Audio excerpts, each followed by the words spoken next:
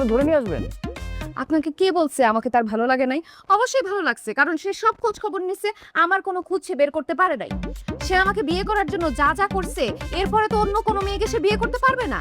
আর আমি আপনাদের কাছে মামলা করব, আপনারা আস্তে ধীরে তাকে অ্যারেস্ট করবেন, ততক্ষণে তো সে ঘটনা ঘটে ফেলতো। এর জন্য আমি নিজেই তাকে তুলে নিয়ে আসছি। এইবার একজন মেয়ে মানুষ একজন ছেলের নামে যে কয়টা মামলা করতে পারে, সব ধরনের মামলা আমি তার নামে করব। তাকে আপনি অ্যারেস্ট করেন, আর আমি ওনাকে যে তুলে নিয়ে আসছি আমাকেও অ্যারেস্ট করে ফেলেন। তারপর দুই ফ্যামিলির মধ্যে অনেক ঝামেলা চলতেছে, এগুলো মিটমাট করে আমাদের বিয়ে দিয়ে দেন। বিয়ে দিয়ে দেওয়ার পরে আপনি আমাদেরকে ছাড়বেন, তদন্ত শুরু করেন।